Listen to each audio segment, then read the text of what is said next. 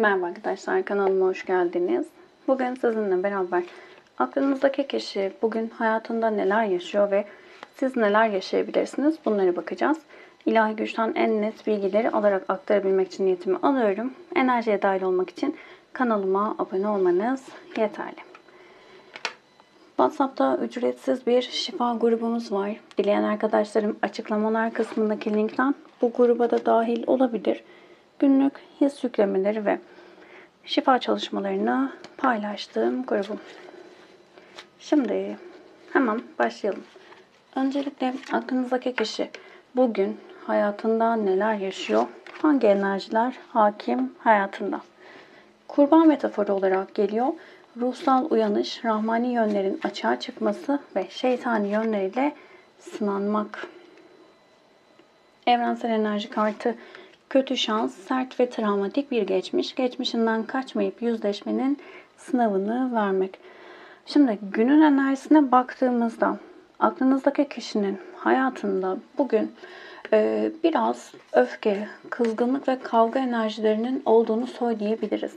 Ancak burada öyle bir enerji var ki buradaki bu farkındalık, o öfke durumu, kızgınlık durumu, yaşanan o kavgaya da işte rekabet olabilir aynı zamanda.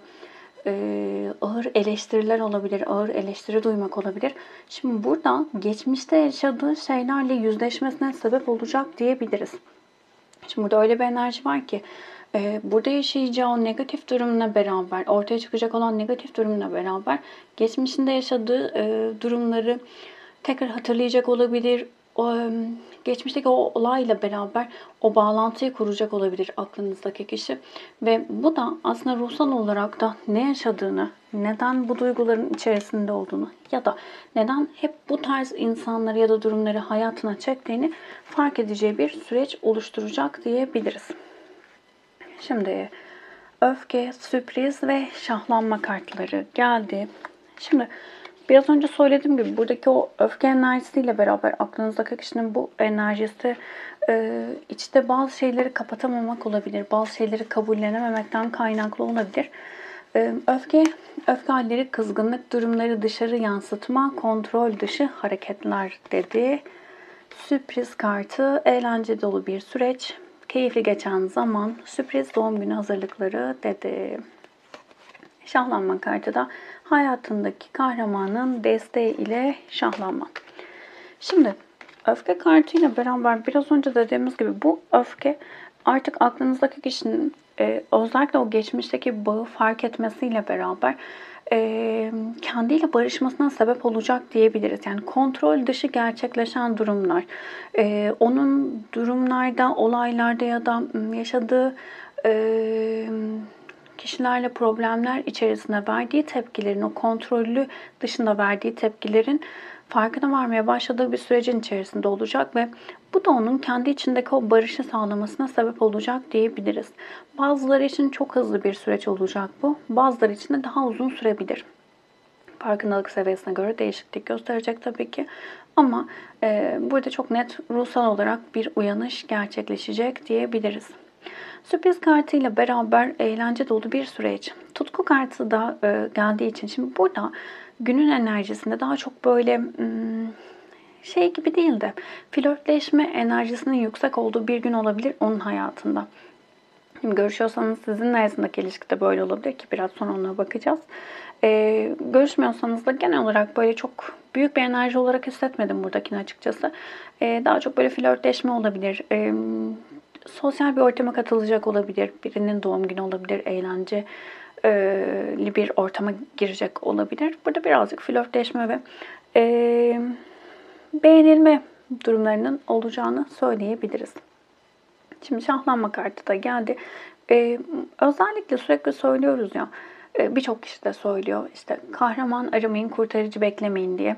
Hayatınızdaki kurtarıcı sadece siz olabilirsiniz diye. Burada da böyle bir enerji var.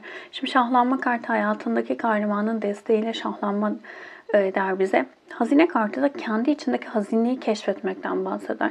Burada artık yaşadığı durumları daha net değerlendirmeye başlayan ve hoşuna gitmeyen bu alan neyse, buradaki iş ortamı olabilir, aile olabilir, ikili ilişkilerde olabilir ya da genel tutumu böyle olabilir. Bu özelliklerle ilgili daha net şeylerin farkına varacağı ve bu alanları şifalandıracağı bir sürece doğru giriyor. Şimdi genel enerjiler bu şekilde. Şimdi bakalım iş hayatında bugün sizinle ilişkisinde ve aile hayatında neler olabilir? Ayrıntılı olarak bakalım.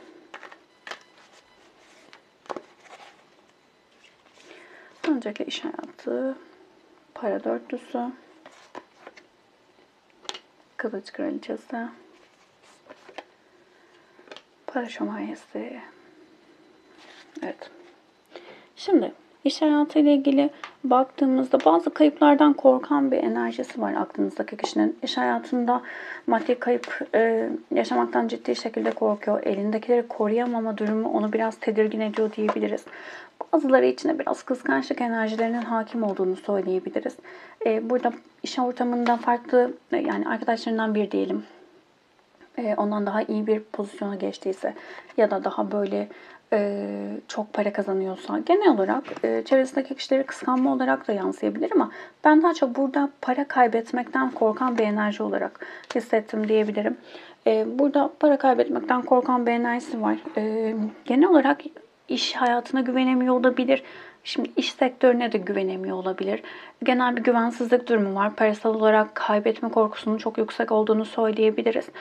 O yüzden de sürekli bir gerginlik hali içerisinde diyebiliriz. Çok fazla umursamamak isteği içerisinde ama bir taraftan işte tamam salıverdim ben artık rahat bir enerjiye geçtim derken diğer taraftan da ciddi şekilde o korkular tekrar ortaya çıkıyor diyebiliriz. İş hayatında biraz güvensiz bir süreçten geçiyor. Maddi kayıplardan korkan bir durumu var diyebilirim. Sizinle ilişkisinde neler olabilir dediğimizde genel olarak sizinle arasındaki durumu zamana bıraktığını söyleyebiliriz. Çok derin bir ilişki olduğunu düşünüyor sizinle arasında. İçe dönüş kartıyla beraber birçok özel şeyleri paylaşmış olabilirsiniz. Birçok sırlarınızı biliyor olabilirsiniz. Birbirinizin kalbine dokunmuş olabilirsiniz. Ancak burada sizin daha çok kendi inisiyatifinizi kullanmaya başladığınızı, bağımlılıklardan kurtulmaya başladığınızı ve tercih olarak da kendinizi seçtiğinizi düşünen bir enerjide diyebiliriz.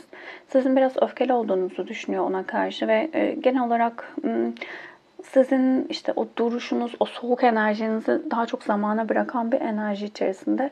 Burada birazcık şey durumu var. Yani seni kendi haline bırakıyorum, sen kendini toparla gibi bir enerji var. Aile hayatıyla ilgili neler olabilir dediğimizde para şövalyesi, havadis ve şefkat. Şimdi para şövalyesi, tılsım şövalyesi beklemektir, sabretmektir. Doğru zamanı beklemekten bahseder bize. Güven arayışı vardır, doğru hareketi, doğru eylemi yapma isteği vardır. Havadis kartıyla beraber buraya bir kart daha alacağım, daha da netleştirelim. Bir haber alacak olabilir. Evet. Şimdi aile hayatı ile ilgili ailesinden bazı kişilerle sorun yaşamış olabilir. Ve bu noktada herkesin dersini almasını beklediği bir süreçte olabilir aklınızdaki kişi.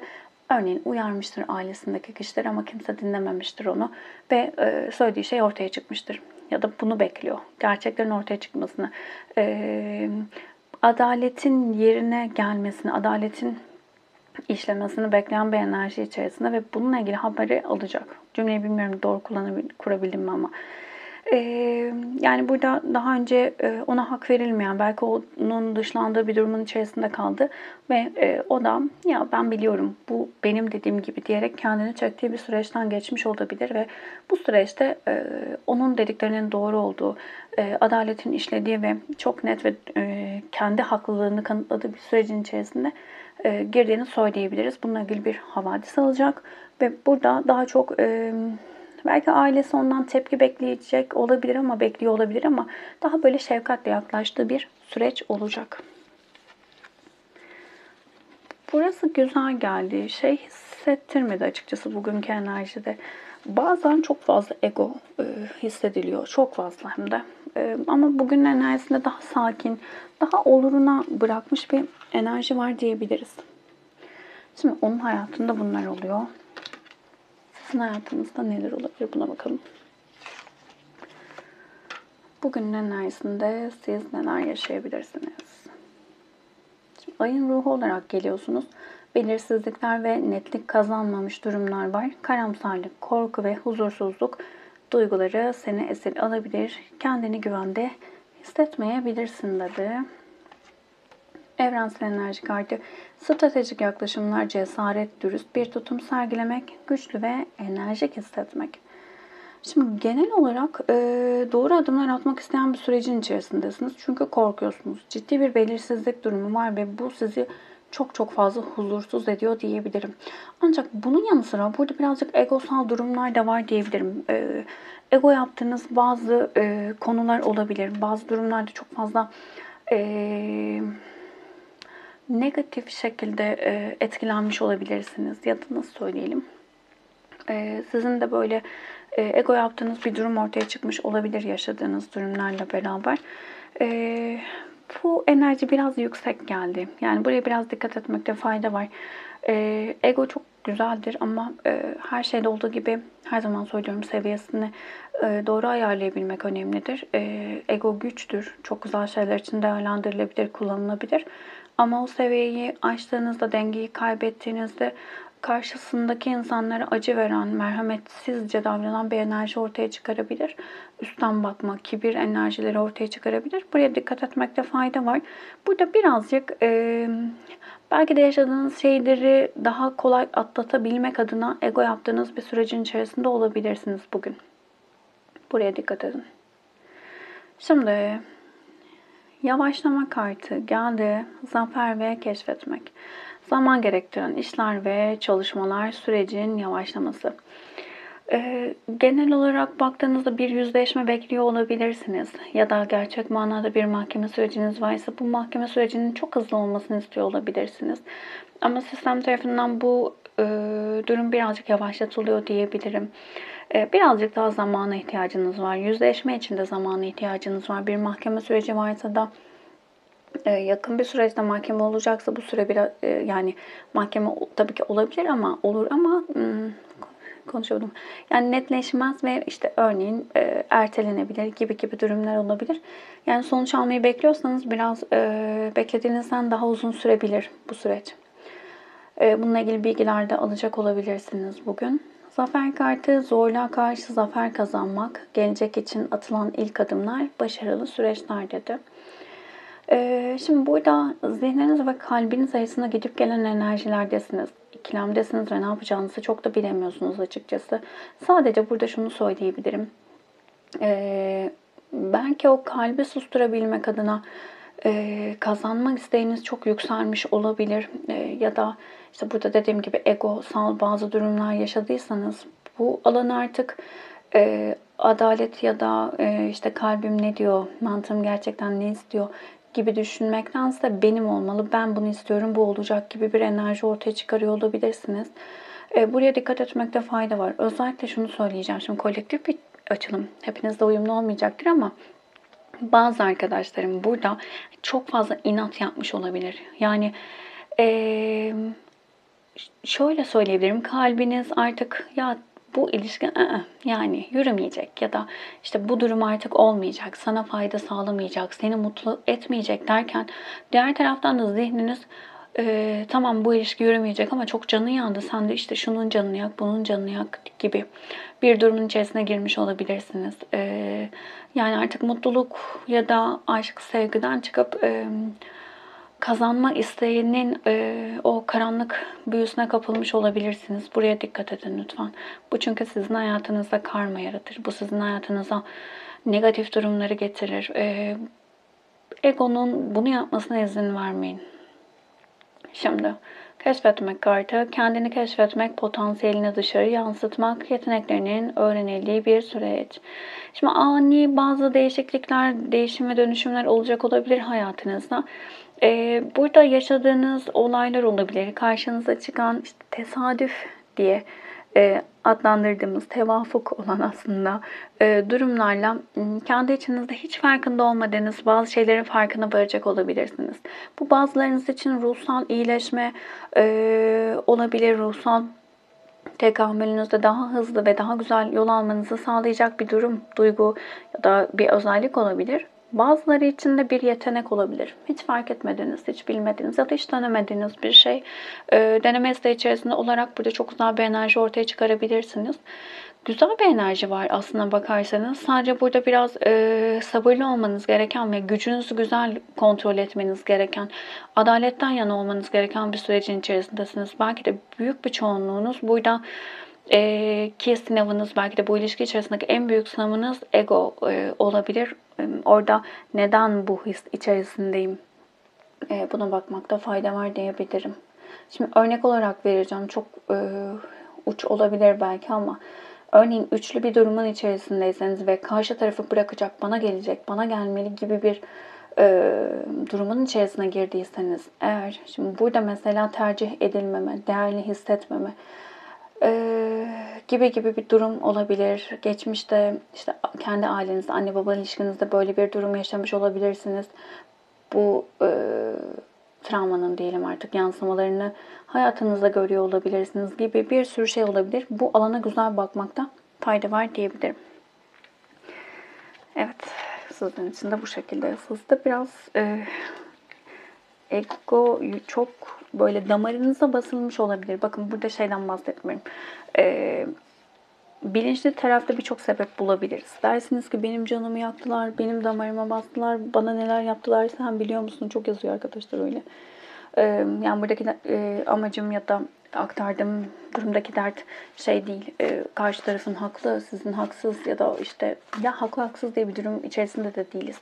Önemli olan burada çok net görülmesi gereken. İster kabul edin ister etmeyin. Bu size kalmış olan bir şey. Yaşadığınız her olay sizin kendi içinizdeki duyguların yansıması. İnsanlar ve olaylar size aynalık yapıyor. Bu yüzden bu durumları bu şekilde bakarak içinizdeki şifalanması gereken alanları da şifalandırmayı tercih edebilirsiniz, seçebilirsiniz. Ya da o kötü, bu kötü, o yanlış yaptı, bu bilmem ne yaptı. Ben de öç almalıyım, karşılık vermeliyim falan filan diyerek o alanda savaşmaya devam edebilirsiniz. Sonuç ne olur? Hep aynı hareketleri, hep aynı tavırları, aynı davranışları yaparak farklı bir sonuç elde edebileceğinizi düşünürsünüz, çabalarsınız. Sonuç hep aynı olur. Değişiklik yapmak istiyorsanız hayatınızda çok net, bakın bu yani o kadar basit bir şey ki aslında. Değişiklik olmasını istiyorsanız her zaman yaptığınız şeylerden farklı adımlar atmanız gerekiyor. Hayatınıza aldığınız herkese de, partnerlerinizi de siz seçiyorsunuz. Bunu unutmayın. Hele ki şunu diyorsanız, örneğin işte genelde karşı taraf suçlanıyor ya, işte o beni aldattı, şöyle oldu, böyle oldu, işte onun işte bazen yazıyorlar karaktersiz diye benim mi suçum falan filan. Suç ya da suçsuzluk gibi bir durumdan bahsetmiyorum zaten ama örnek olarak hayatınızda sürekli sizi aldatan kişileri hayatınıza çekiyorsanız işte orada durup bir sürü insan içerisinde ben bu kişileri seçiyorsam burada bir şey var diye bakmak gerekiyor. Bu çok net. Bunun için çok ekstra bir bilgiye gerek olduğunu düşünmüyorum. Sadece gerçekten değerlendirmek, gerçekten bir şeyleri düzeltmek isteyen kişiler bakar bu şekilde. Yani memnunsunuzdur. Psikolojik olarak bilinçaltında bu durum zaten böyle olması gerektiği için böyle ilerliyordur. Ve değişmek istemiyorsunuzdur. Öyle devam eder. Ama değişmek isteyen arkadaşlarım önce bu alanlara bakmalı diyebilirim. 1, 2 ve 3 olarak kart seçim bu arada. Günün mesajlarını alalım. Gönlünüz affettiği zaman kalp yaralarınız da iyileşmeye başlayacak. Bunu her alan için söyleyebiliriz. Özellikle geçmişte yaşadığınız durumlarla ilgili. İster affetmek deyin, ister özgürleşmek deyin. Nasıl adlandırırsanız hiç fark etmiyor. Bunu yaptığınızda hayatınızda birçok alanın açıldığını göreceksiniz. Olmuyor zannediyorsun ama yolu yarıladın bile. Şimdi her an bir gökkuşağı çıkabilir. Her an tüm evren senin müziğinle dans edebilir. Hayat seni şaşırtmayı ve yüzünde küçük bir gülümseme bırakmayı seviyor. Sen de biliyorsun ki senin gülümsemen tüm karanlıkları aydınlatıyor. Şimdi hazırsan gülümseten bir haberle yolların kesişmek üzere. Çok güzel. Çok güzel mesajları olan bir deste ama o kadar basımla ilgili sıkıntı var ki okumakta çok zor kullanıyorum. Ama çok güzel mesajları var. Günün olumlaması da mucizelere inanıyorum. Hayatın bana yapacağı güzel sürprizlere açığım. Şans her zaman benden yana diyebilirsiniz. Bir seçen arkadaşlarım. Kılıç dörtlüsü. Çekin kendinizi biraz. Genel olarak dinlenmeye çok ihtiyacınız olduğu bir sürecin içerisindesiniz. Kendinizi çekmelisiniz. Kendinizi iyileştirebilmek adına adımlar atmalısınız. Burada çok net iyileşmeye ve dinlenmeye ihtiyacınız olduğu geliyor. Bazıları için fiziksel dinlenme, bazıları için de ruhsal olarak bir dinlenme olabilir. Bu alanlarda adımlar atmalısınız diyebilirim. Çünkü fiziksel olarak da ruhsal olarak da güçlü olmadığınızda emin olun hiçbir şey yapacak yani o pozitif enerjiyi oluşturamadığınızda zaten adım atacak gücünüz bile olmuyor diyebilirim. Dinlenin mesajı var. Güzel. İkiz açın arkadaşlarım. Kupa şövalyesi. Çok yakın bir sürecin içerisinde bir haber, bir iletişim alacak olabilirsiniz. İletişime geçilecek olabilir. Güzel bir enerji var. Beyaz atlı prenstir kupa şövalyesi. Bunun yanı sıra sakin, huzurlu bir sürecin size geldiğini de haber veriyor olabilir. Güzel bir enerji var. Kalbiniz güzellikleri görmeye açın. Güzel olayları duymaya kendinizi açın. Güzel bir enerji var. Sevdim burayı. Yakın bir süreçte güzel bir haber alacak olabilirsiniz. Genel olarak mutlu edecek. İlla ikili ilişkiler gibi düşünmeyin. Üçü seçen arkadaşlarım. İmparator. Şimdi biraz önceki gelen kartla beraber aynı şekilde imparator vurgusu olduğu için burada özellikle 3 seçen arkadaşlarım siz birazcık daha dikkat ederseniz ego ile ilgili ne var?